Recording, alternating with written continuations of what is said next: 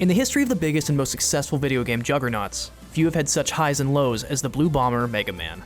At the franchise's best, these games can be explosive, bombastic, and challenging, requiring knuckle-biting precision and strategy in a way that countless other franchises can only emulate. At its worst though, Mega Man can be tiring, frustrating, and repetitive, becoming an iterative version of itself that can feel more like junk food than something more filling and substantial. With the latest game in the original series spanning all the way back to 1987, it feels fitting that Mega Man 11 brings the baggage of both sides with it. There are flashes of genius here, bringing some of the best innovations to the franchise in years. But it's also unable to let go of some poor design decisions that could still use some work, or should have been abandoned ages ago.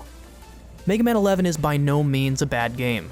However, rather than being the lightning in a bottle revolution the character deserves, it feels more like a hopeful but safe spark that could get the old boy back on his feet.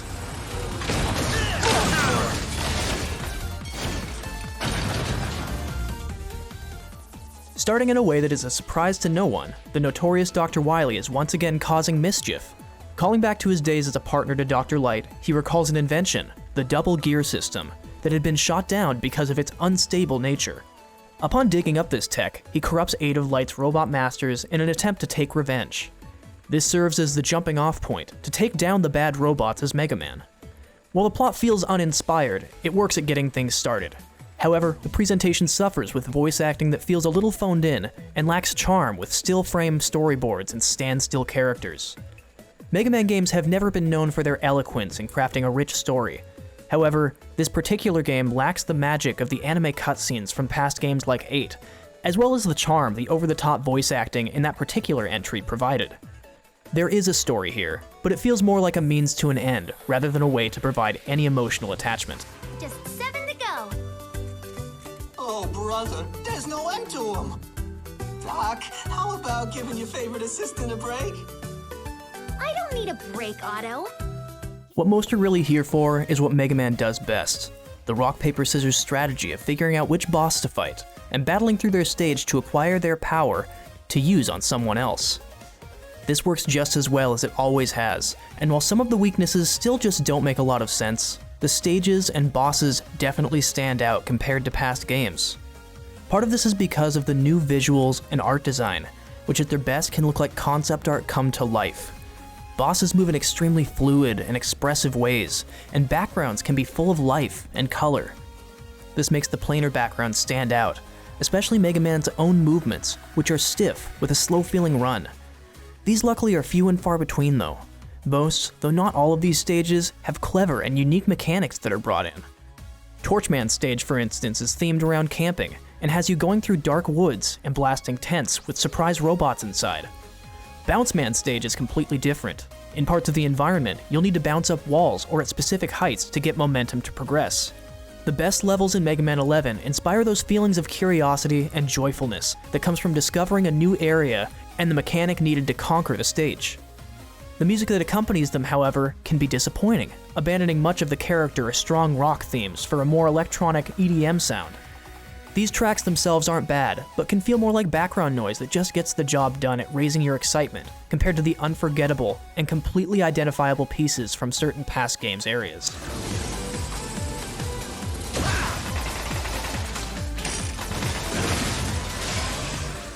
The fun of going through these stages and fighting the 8 robot masters is amplified as well by the new double gear system. Using the same tech Wily installed in the new robot bosses, Mega Man has the ability to use a speed shift or a power shift. These will, for a limited time, allow you to either slow down time in the level or amplify the strength of your Buster Cannon. When you're at low health, you can also activate them both at the same time as a last stand to try to get out of a tough encounter. These powers are helpful in many moments, and required in a few, but are easy to overheat, which can leave you at a disadvantage, especially if combining both during a boss fight at low health. While on the cooldown, you won't be able to charge your shot, shoot as rapidly, or will move slower, so the timing of this technique is imperative to survival. Using it at the right time and coming out victorious is a rush these games hasn't had in quite the same way for some time. Using them for traversal in various levels to maximize speed and minimize damage is a strategy all unto itself, and adds just enough without being overwhelming.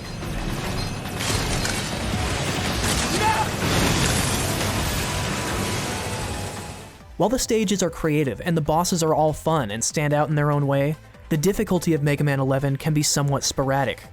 Some checkpoints are stretched out much further apart compared to others, making the need to restart certain stages a pain. There are also difficulty spikes in other areas, with some bosses and enemies doing enormous damage, while others are easy to go through your first time. This schism in difficulty is exacerbated by the store you can visit in between levels. Here, like in past games, you can purchase upgrades for Mega Man allowing larger shots or other minor tweaks, as well as health tanks and extra lives. While it's a novel concept and it's always fun to look forward to purchasing new equipment, you'll acquire so many bolts in each level that it makes purchasing most everything negligible. I'd often go through each stage with 6 or more health tanks, which each allow a full health recharge, making the aforementioned difficulty feel even more skewed, so as to focus less on strategy and more on brute forcing past tougher encounters. Are you sure? Ta-da! All ready! Good luck! Are you sure? Ta-da! All ready! Good luck out there, Mega! Are you sure? Ta-da! Though the difficulty is uneven, playing through Mega Man 11 is a short endeavor at around 5 hours, and is still extremely fun throughout. Its presentation can be uneven, making the stakes feel particularly low. But on the other side of that is the pure fun that just comes from going through a level and blasting robots. It's retro without feeling dated, and watching the screen shake while you watch baddies blow up has never felt more satisfying. Even through an uneven difficulty and returning things like block segments that should have just stayed away, there's much more to love here than to hate, even if you're a seasoned Mega Man veteran who's been following him since the beginning.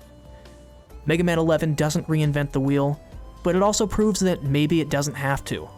With the right balance and the right new additions to mechanics, Mega Man can be the purest type of action platformer. Mega Man 11 still suffers from its own problems, but light frustrations and annoyances aside, Mega Man appears to be on the right track in experimenting with new elements for the 12th entry. Let's just hope it doesn't take another 8 years in between them.